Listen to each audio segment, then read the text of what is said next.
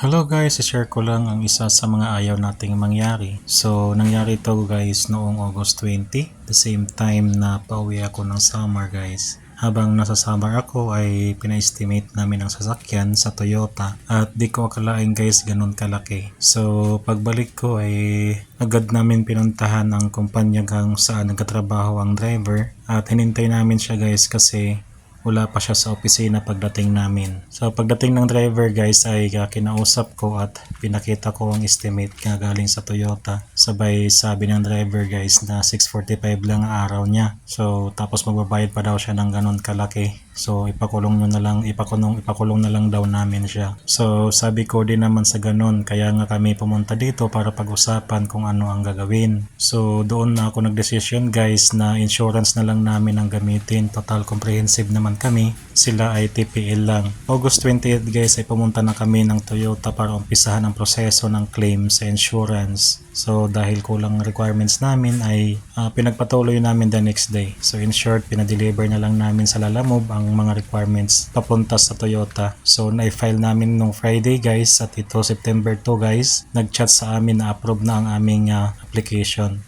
At pwede nang ipasok guys yung sasakyan sa kasa. So kung ilang days naman gagawin guys, yun ay ang hindi pa natin alam. So stay tuned guys for more updates. So,